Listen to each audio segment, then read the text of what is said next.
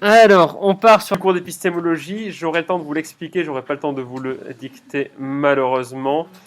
Et je vous jure qu'on fera d'autres choses plus sympas. Enfin, bon, vraiment, c'est très sympa l'épistémologie. Le problème, c'est vrai que quand on en fait trop longtemps, de manière surtout trop répétitive, ça peut devenir un peu fatigant. Mais on est presque au bout. C'est la dernière partie, la dernière section. Allez, j'explique. Je comprends pourquoi les profs de l'éducation nationale sont pour la moitié lessivés, parce qu'il y a des profs qui font le même cours à toutes les classes, toute leur vie. Donc, au bout d'un moment, je pense que vous sortez de là, vous êtes bon pour l'hôpital psychiatrique. Moi, normalement, ce que je fais quand j'ai des classes à l'année, c'est que je fais des chapitres différents à chaque classe. Comme ça, je ne répète pas l'épistémologie pendant 20 heures par semaine, vous voyez. Toujours la même chose. Non, on parle d'autre chose. Je fais l'épistémologie, mais à des moments différents, donc c'est plus facile, quoi. Alors que là, bon bref, j'arrête de me plaindre sur mon sort. Après tout, je suis prof, c'est pas un métier très difficile. Alors, reprenons ici, il va falloir raisonner un petit peu. Donc accrochez-vous, voilà, ça va déménager. Jusqu'à présent, ce que nous avons vu, c'est que la vérité, elle était subordonnée à une subjectivité première qui était celle de la valuation ou l'évaluation. Parce que, évidemment, on ne peut pas séparer, ils sont enchevêtrés, n'est-ce pas? On ne peut pas séparer jugement de fait et jugement de valeur. Mais alors, qu'est-ce qui reste de la vérité? Est-ce que la vérité, quand elle réfère à des représentations, elle peut prétendre à une certaine objectivité? Ou est-ce qu'elle ne peut pas prétendre à une certaine objectivité, cette vérité, quand elle réfère à des représentations? Et, question subsidiaire mais importante, peut-on sauver le réalisme? C'est-à-dire, peut-on sauver une référence à la réalité?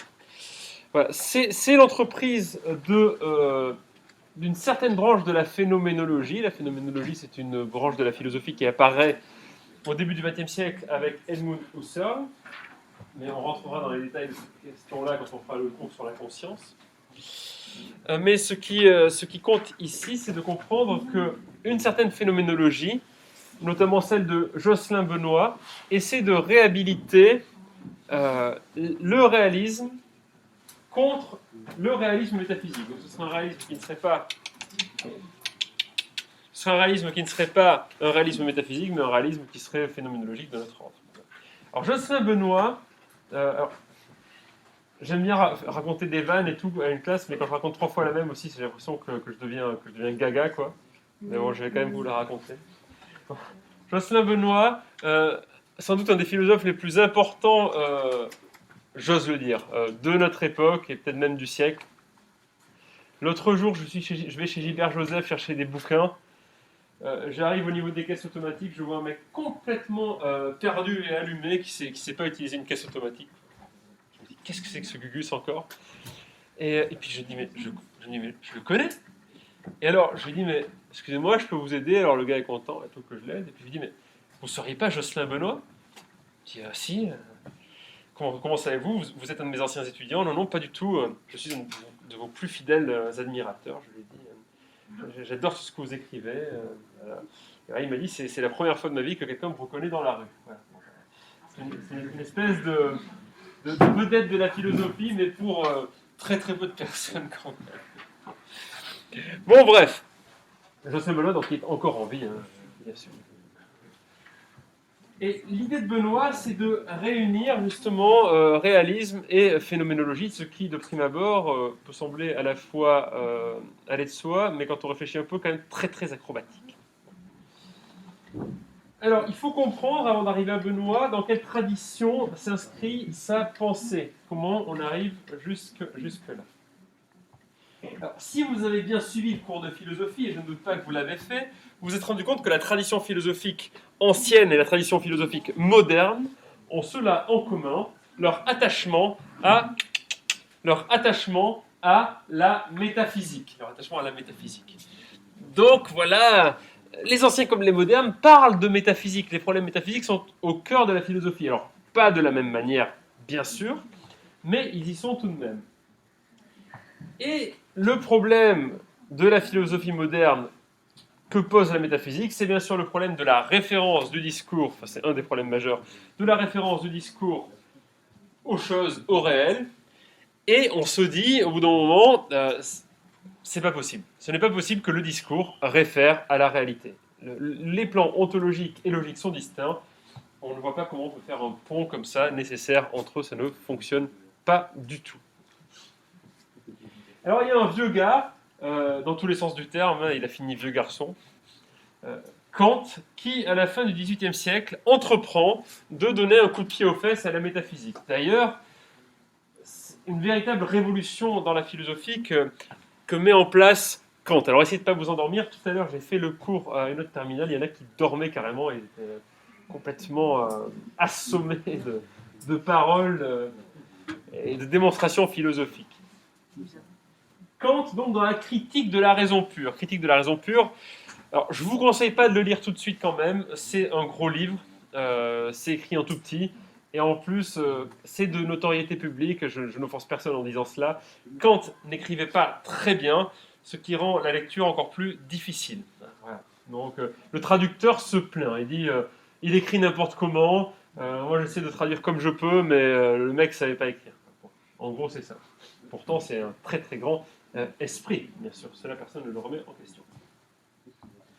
Donc Kant se dit, alors là je vous parle en termes du 21e siècle, mais si pour revenir au 18e siècle, il dit voilà, ce n'est pas possible que nous ayons accès, c'est la question de l'accès, que nous ayons accès à une réalité indépendante de nous. La seule réalité à laquelle nous avons accès, c'est celle qui est dans notre esprit, la réalité dans notre esprit, celle de nos représentations. Donc, nous n'avons pas accès aux choses en soi, nous avons accès à des phénomènes. Et ces phénomènes, ils ont comme propriété d'appartenir au domaine empirique, et le domaine empirique, il est délimité par le champ de la représentation. C'est merveilleux tout ça. C'est quand même quelque chose d'assez révolutionnaire, je pense que vous serez d'accord. Alors maintenant, quand on se demande, mais ces représentations, alors, elles sont la condition de notre connaissance. Ça veut dire que connaître, c'est connaître des choses qui ont un rapport avec des représentations. La connaissance, elle ne porte pas là encore, sur les choses en soi, mais elle porte sur les représentations. Comprenez bien cette étape du raisonnement. La connaissance ne porte pas sur les choses en soi, mais elle porte sur les représentations. Maintenant, Kant se demande, mais alors quelles sont les conditions de la représentation ? Eh oui, sacrée question. Quelles sont les conditions de la représentation ? Eh bien, pour qu'on puisse se représenter les choses, nous avons besoin d'au moins deux espèces de ce que Kant appelle des formes a priori, de deux formes qui sont le temps et l'espace. Vous comprenez bien que le temps et l'espace ne sont pas des choses par elles-mêmes, mais que c'est ce par quoi et ce dans quoi nous nous représentons le monde. Le temps et l'espace, si nous les supprimons, nous n'avons plus de représentation du monde. Donc, chose très importante ici chez Kant, et rappelez-vous que vous aurez un cours sur le temps, donc on reviendra là-dessus, ou vous reviendrez là-dessus avec M. Mougeot. Le temps, ce n'est pas quelque chose qui existe véritablement. Ça existe dans mon esprit. L'espace, ce n'est pas quelque chose qui existe véritablement, ça existe dans mon esprit. Et c'est la conjonction de l'espace et du temps qui fait que je peux me représenter le monde, que je peux me représenter des phénomènes. Cette conjonction de l'espace et du temps donne lieu en mon esprit à quelque chose de singulier qui est la causalité. La causalité, c'est le fait que des causes génèrent des effets, qui génèrent des effets, etc., etc., etc. Cette causalité n'est possible que dans un monde spatio-temporel, puisqu'il faut qu'il y ait là quelque chose dans l'espace, et que cette chose qui est là dans l'espace soit soumise à l'ordre de la succession, à un ordre temporel. Les choses se succèdent, les états dans l'espace-temps se succèdent. Et sans succession, il n'y a pas de causalité. Il se trouve que la manière dont nous générons nos connaissances, c'est à travers, la plupart du temps, des inférences causales. Nous pensons que des choses en causent d'autres, et c'est en identifiant des causes que nous donnons des explications. En physique, c'est même en identifiant des causes que nous faisons des prédictions, et c'est en cela que consistent nos connaissances. C'est difficile d'imaginer une connaissance qui s'extrait de la causalité. Vous le comprenez bien. Bon, ben voilà. Et à partir de là, c'est super, on l'a compris. Causalité, espace-temps appartiennent à l'ordre de la représentation, ils sont la condition de la représentation. Ce ne sont pas des propriétés réelles du monde, et donc la connaissance ne porte que sur des représentations, on n'a pas accès aux choses en soi, fin de l'histoire. Alors, ce serait bien si c'était ça, sauf que vous savez que les philosophes aiment bien compliquer parfois les choses, Et vous savez que Kant avait une mère qui était du genre chrétienne intégriste. Alors, elle n'était pas catho-facho, même si elle était allemande, mais elle n'était pas catho-facho parce que justement, elle était allemande, ce qui fait pas d'elle une catho, mais plutôt une chrétienne anglicane.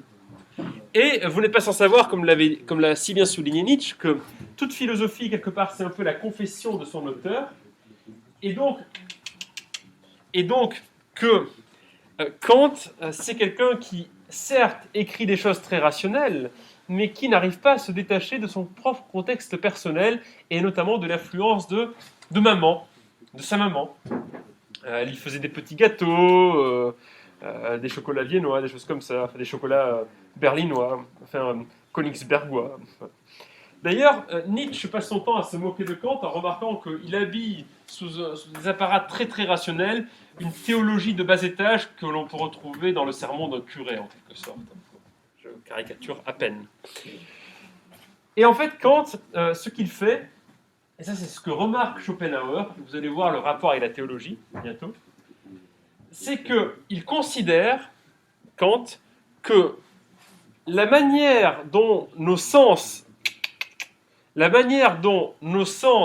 sont affectés par le monde extérieur pour nous donner des représentations, c'est une manière causale. C'est-à-dire que nos sens sont causalement affectés par le monde extérieur. Donc, le fait que je touche cela, eh bien, l'existence de la table cause le fait que je sens que je la touche, et donc cela cause ma représentation. Donc, quand il pense que donc, nos représentations sont générées causalement, et donc, quand il fait cela, il fait de la causalité une propriété réelle du monde indépendante de nous. Est-ce que vous comprenez bien que c'est Schopenhauer qui remarque ça dans le monde comme volonté et comme représentation. Si, effectivement, le fait que je puisse me représenter des choses est réellement causé par la causalité, ça veut dire que la causalité, ce n'est pas seulement une des conditions de la représentation et une des conditions de la connaissance, c'est une propriété réelle du monde. Et si la causalité, c'est une propriété réelle du monde, ça veut dire que je dispose du pouvoir d'identifier des propriétés réelles du monde. Et voilà, vas-y, que je retourne au réalisme métaphysique, on s'en est pas sorti. Alors pourquoi Kant fait-il cela? Alors, il y a une hypothèse qui est très vraisemblable, c'est que Kant, en tant que chrétien, ne peut pas admettre l'idée que le monde est gouverné par une puissance irrationnelle. Le monde, dans la logique ancienne, obéit au principe de rationalité. Quand on fera le cours sur la morale, si je suis encore là ou vous le ferez avec M. Bougeot, quand on fera le cours sur la morale, eh bien, vous verrez que dans la prononciation de l'impératif catégorique ancien obéit à une nécessité logique qui suppose que le monde lui-même obéit au principe de raison.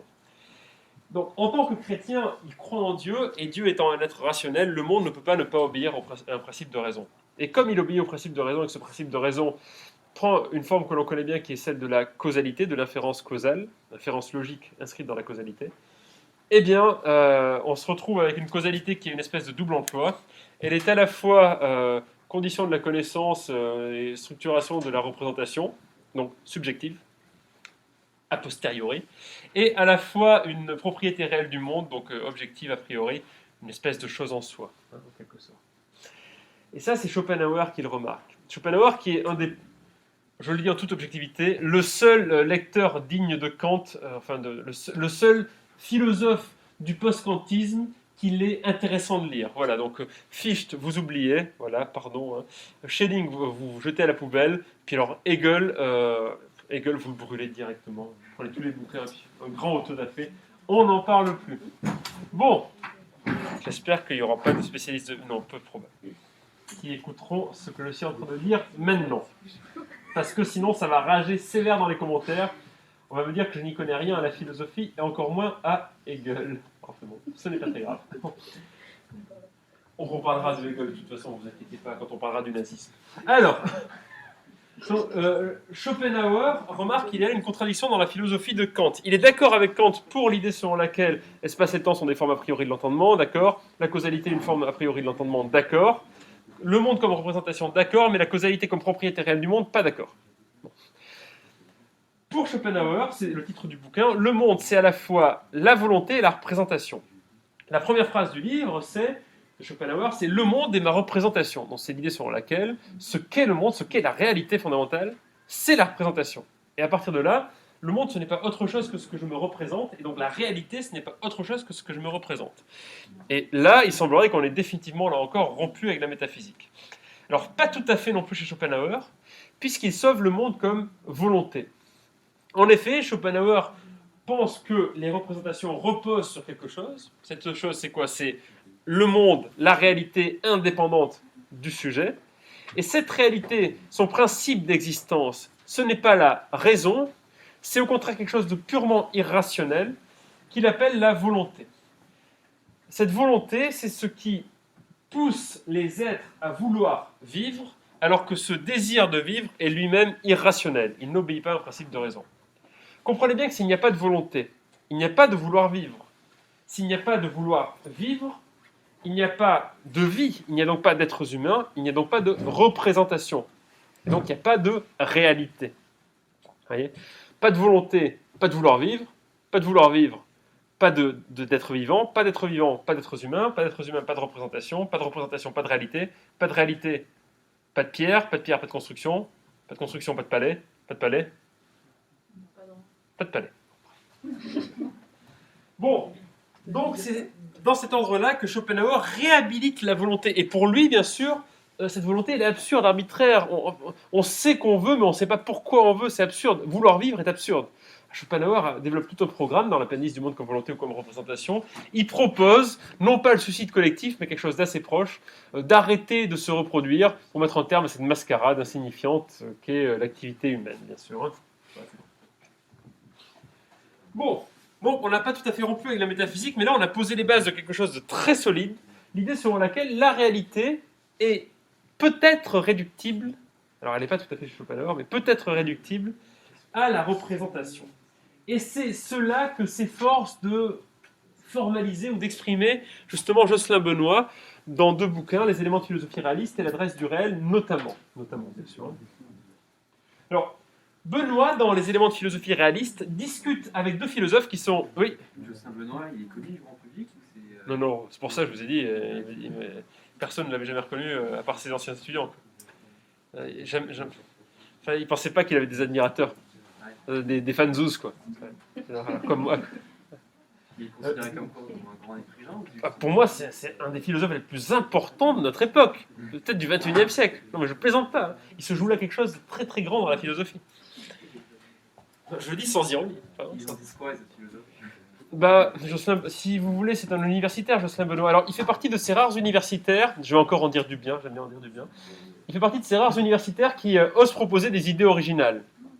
C'est rare. Moi, quand j'ai passé ma thèse de philosophie, j'avais dans mon jury un éminent philosophe qui s'appelle Gilles Campagnolo. C'est quelqu'un qui, toute sa vie durant, a commenté Karl Menger sans jamais dire rien d'original ni d'intéressant. Voilà. Mais qui se prend pour un philosophe. Enfin, vous voyez donc...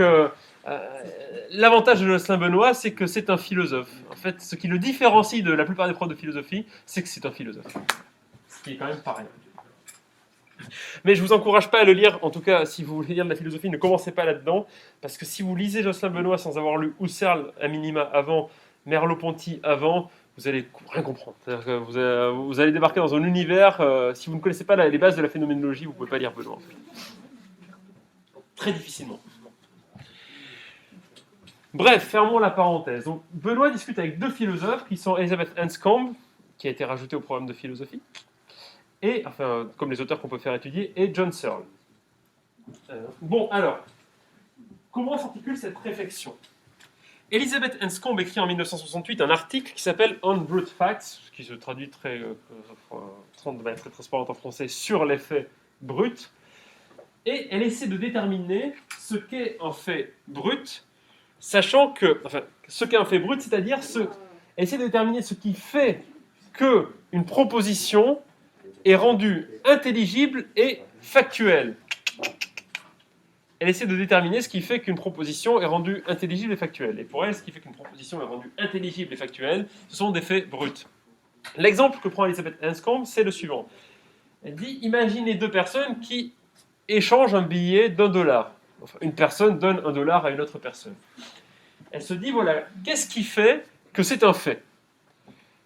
Je suis convaincu que vous ne pensiez jamais parler de ça en cours de philosophie. Mais bon, c'est pas l'image qu'on a de la philosophie. Mais bon, c'est pas grave. Donc qu'est-ce qui fait que c'est un fait que X donne $1 à Y? Et qu'est-ce qui fait qu'on sait ce que c'est que ce fait, ce que veut dire ce fait, X donne $1 à Y? Eh bien, Anscombe considère que ce sont des faits bruts.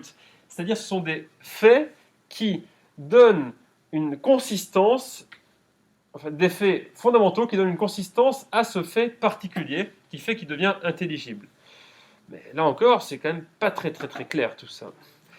Alors, il y a deux interprétations possibles d'Anscombe. Une qui est donnée par John Searle et une qui est donnée par Benoît. Searle, dans la construction de la réalité sociale, considère que ce qui est un fait brut, c'est un fait naturel sur lequel est construit un fait social, et l'échange du billet $1 est bien un fait social. Ce fait social, en tant que fait construit, n'est pas un fait brut à proprement parler, mais se détermine et ne peut exister, ne doit son existence qu'à une réalité plus fondamentale, qui est la réalité naturelle, la réalité de la nature. Donc ce que propose en fait John Searle, dans ce cadre-là très précis, parce que c'est un peu plus compliqué que ça, la philosophie de Searle, c'est même beaucoup plus compliqué que ça.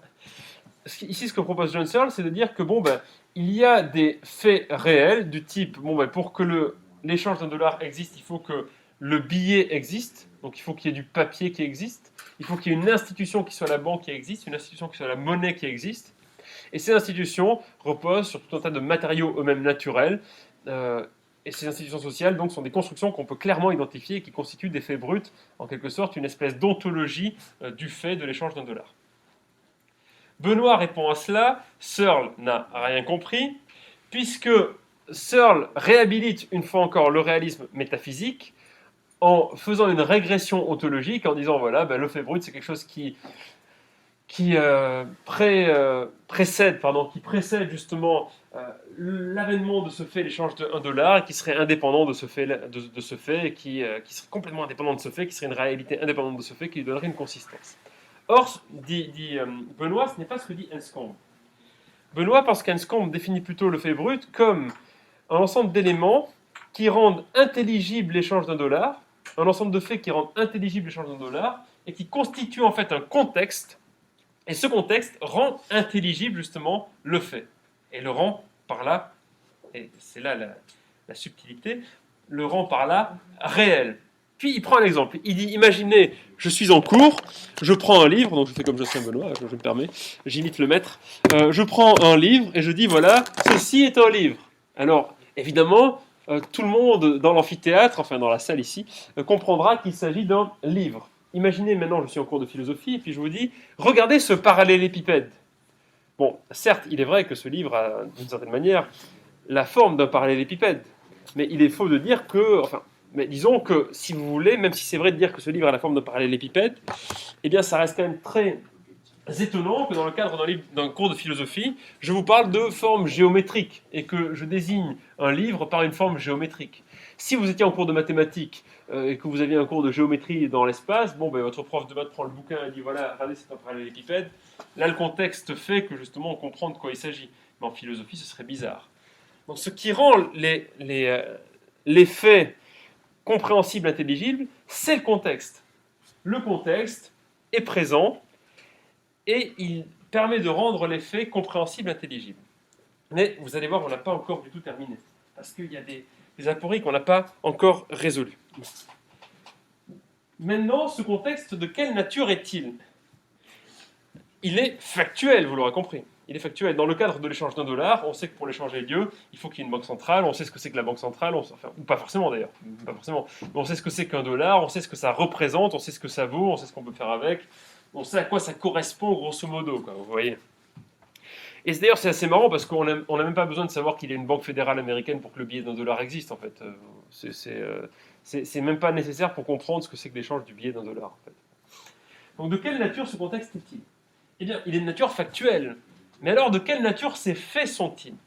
Eh bien, ces faits, explique Benoît, sont d'ordre strictement logique. Et là, on arrive vraiment dans quelque chose qui peut s'apparenter à une forme de réalisme logique. Pourquoi sont-ils logiques? Parce que le contexte, pour prendre forme, pour exister, pour devenir lui-même compréhensible, doit être défini. Mais vous comprenez bien qu'à chaque fois que nous disons quelque chose, nous ne définissons pas le contexte dans lequel nous sommes. Exemple, je donne un cours de philosophie ici, je ne vous explique pas à chaque fois que nous sommes dans un lycée, que sa fonction c'est de donner des cours, etc., etc., et je ne régresse pas à l'infini comme ça. Il n'y a pas de régression à l'infini, si vous voulez, qui nous ramènerait à une cause première qui serait génératrice de tous les faits. Non, pas du tout. Nous savons que nous sommes ici et nous savons ce que nous y faisons. Comment le savons-nous? Parce que nous vivons socialement et que nous avons appris, comme ça, à identifier un certain nombre de fonctionnements par rapport à un certain nombre de faits ou de phénomènes. Comment avons-nous appris à identifier ces faits, ces phénomènes et donc à y associer des comportements? Eh bien, à travers l'apprentissage, tout simplement, de la langue. Nous apprenons à parler, nous apprenons à désigner les choses, nous apprenons à reconnaître les choses, nous apprenons à associer à des choses, des fonctions, des qualités, des comportements, enfin, des propriétés, quelles qu'elles soient. Et à partir de là, nous nous accommodons de ces représentations et nous évoluons au cœur de ces représentations sans les questionner en permanence et se demander, voilà, qu'est-ce qu'on fait là, etc., etc. En fait, on vit comme ça parce qu'on a une connaissance implicite de ce qui rend intelligible nos faits. Mais on sait que ce que nous disons au moment où nous le disons est adéquat, parce que ce qui fait que ce que nous disons est adéquat est justement corrélé par le fait que le contexte dans lequel nous le disons rend ce que nous disons adéquat. Mais ce contexte donc est d'ordre représentationnel. Il est implicite, représentationnel et logique. C'est-à-dire qu'il n'y a pas de séparation fondamentale entre ce qui est dit et ce qui est. Puisque toute la réalité pour nous, c'est la représentation, toutes les représentations que nous avons, nous les désignons, nous les nommons. Par là, il n'y aurait donc pas de représentation sans langage, pas de représentation sans désignation.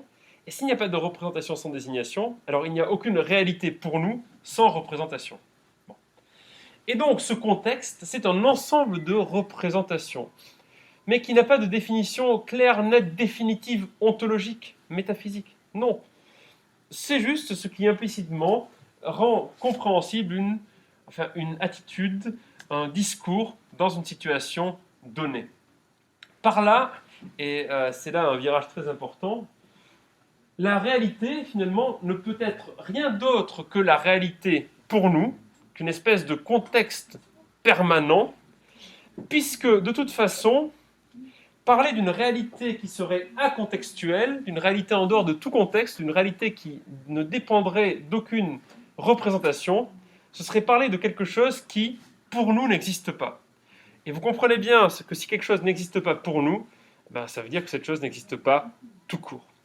Le réel, c'est l'ensemble des propositions qui renvoient à des représentations du monde, qui génèrent un ensemble de contextes à travers lesquels nous évoluons et nous énonçons des faits. Et la valeur de vérité de ces faits, la vérité de ces faits dépend de leur adéquation à un certain contexte. Là encore, dire que le livre est un parallélépipède, c'est vrai. C'est vrai dans de très nombreux contextes d'ailleurs. C'est pas forcément adéquat dans une situation.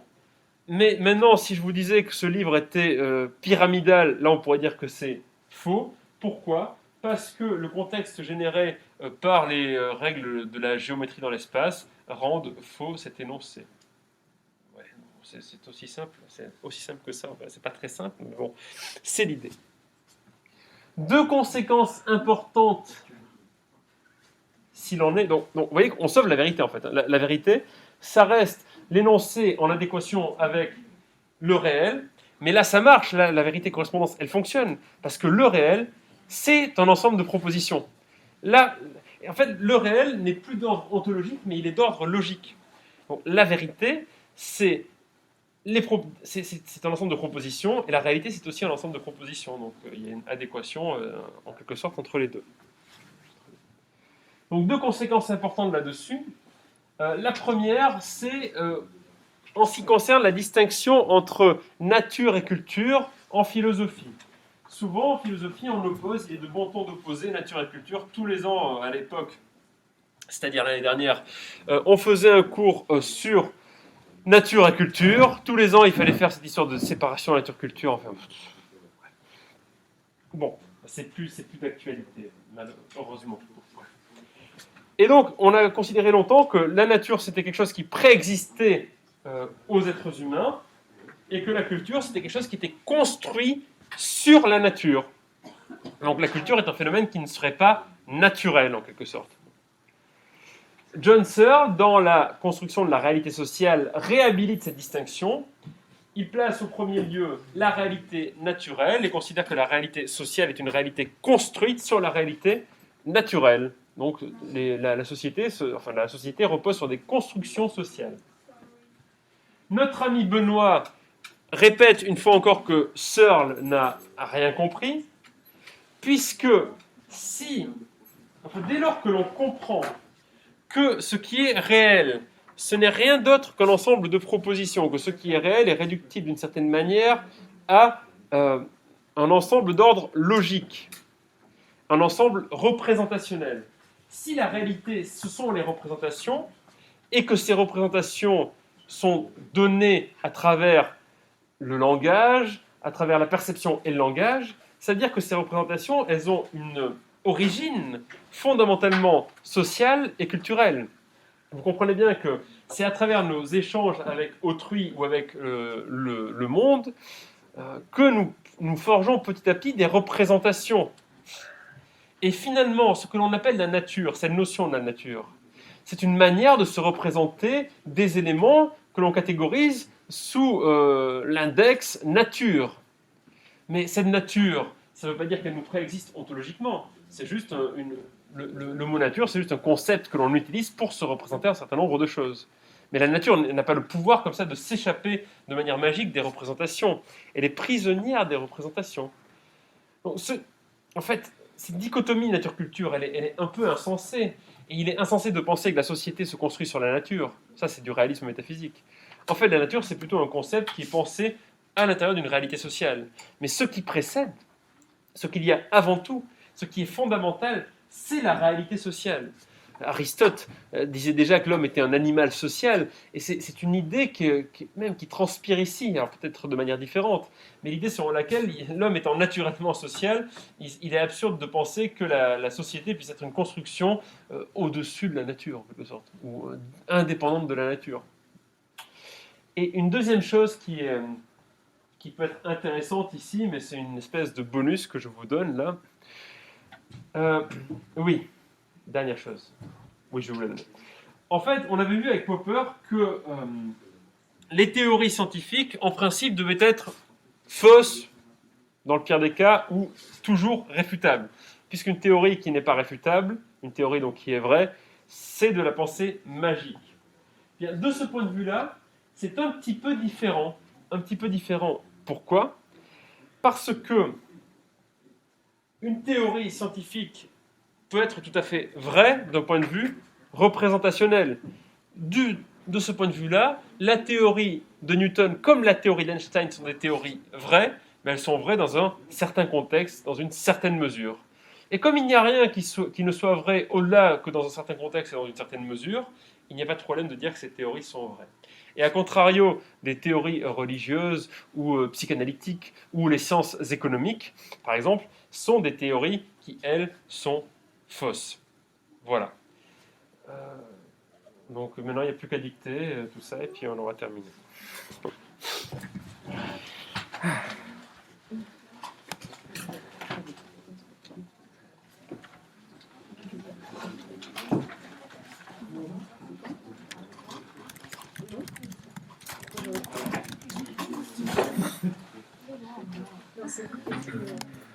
Are you ready?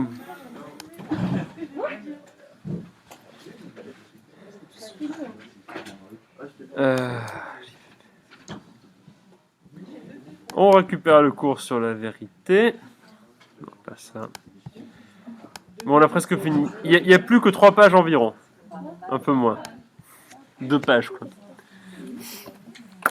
Désolé, je bois un peu d'eau.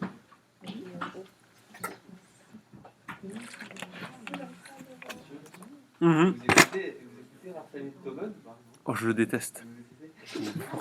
Pourquoi? Non, parce que des fois sur la radio, c'est pour ça. Ah, c'est 100% bullshit. Ah oui, C'est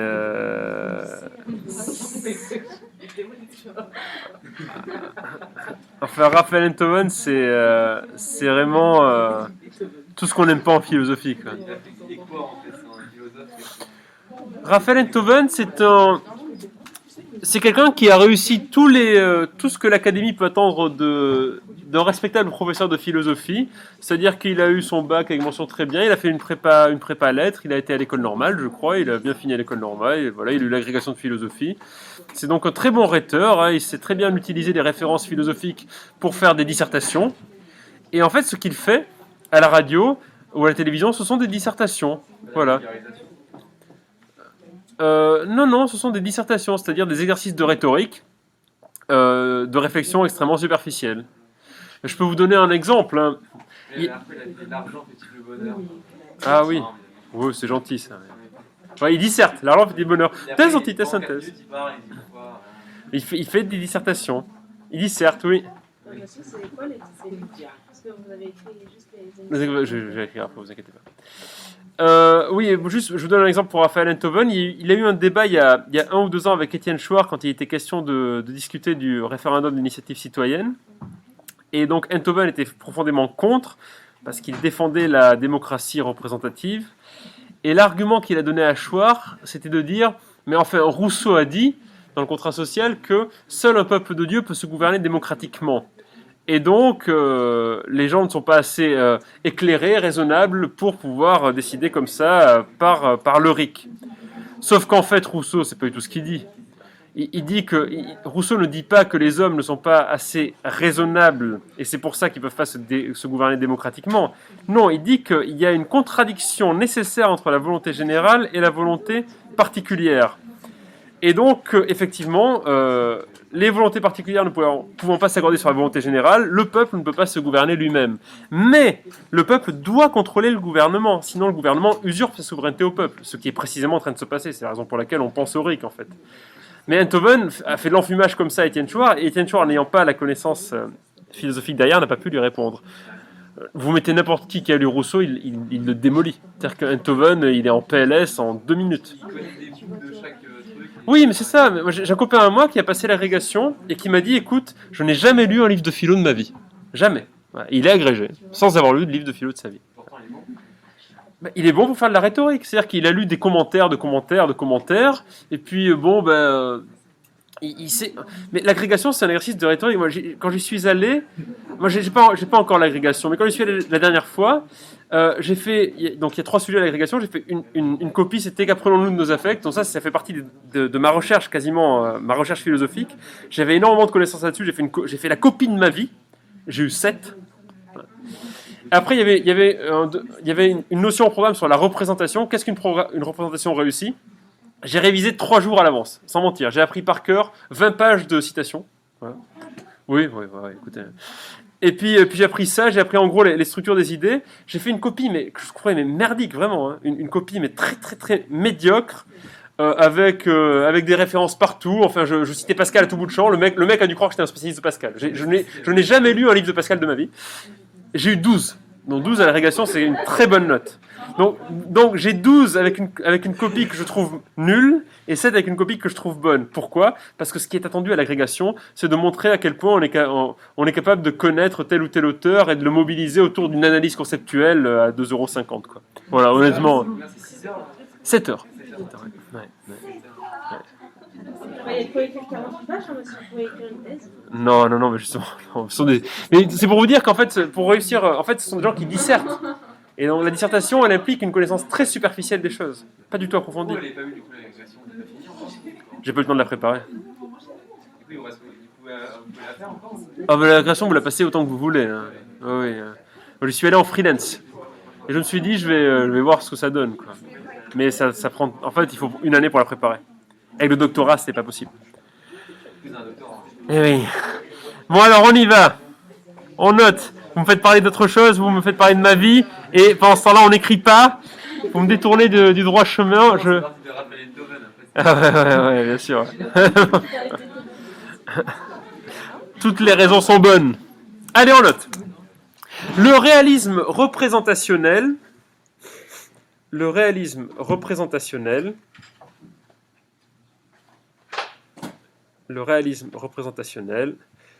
s'inscrit en rupture avec le réalisme métaphysique.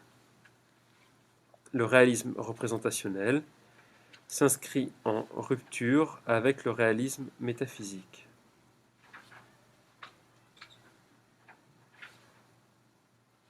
Point.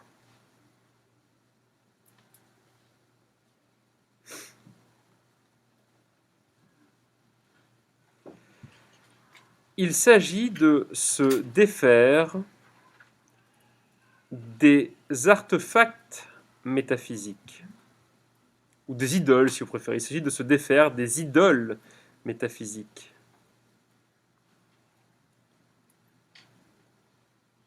Il s'agit de se défaire des idoles métaphysiques. Point. Cette entreprise est d'abord conduite par Kant dans la critique de la raison pure. Cette entreprise est d'abord conduite par Kant dans la critique de la raison pure.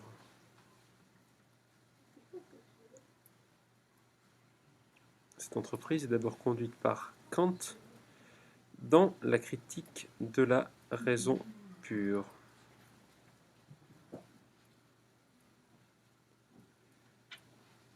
Point.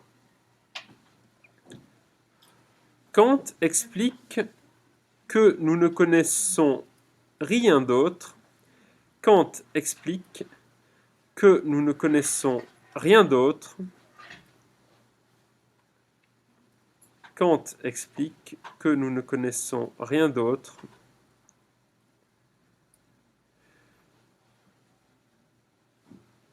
que les phénomènes que nous nous représentons.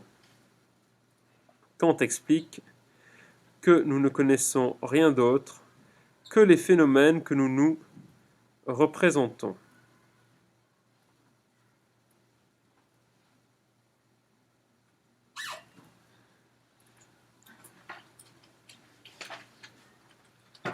Point.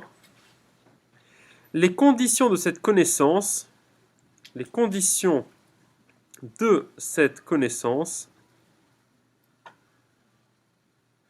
sont l'espace, le temps et la causalité.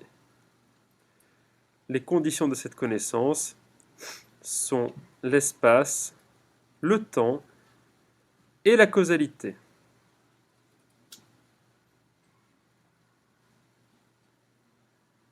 Les conditions de cette connaissance sont l'espace, le temps et la causalité.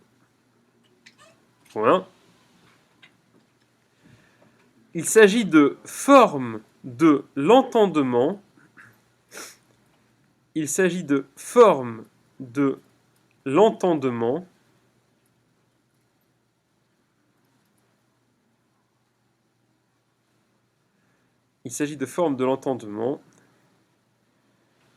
uniquement présentes dans l'esprit.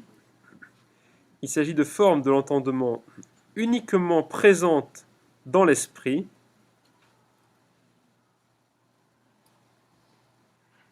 Il s'agit de formes de l'entendement uniquement présentes dans l'esprit.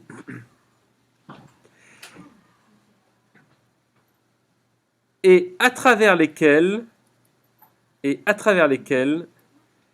les choses sont connues. Il s'agit de formes de l'entendement uniquement présentes dans l'esprit et à travers lesquelles les choses sont connues. Point. Il en découle que ni espace,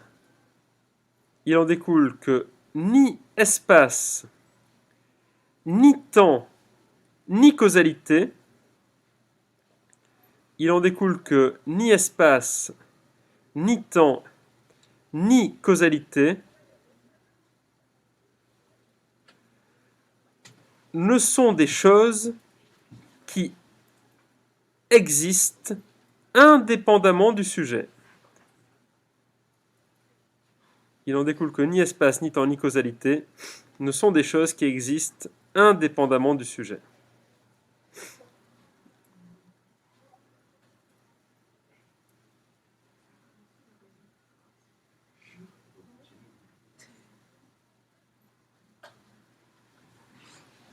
Point, il est quelle heure 60 dans 2 minutes. Bon, bah, je vous libère parce qu'après il y a un long chapitre sur Schopenhauer, donc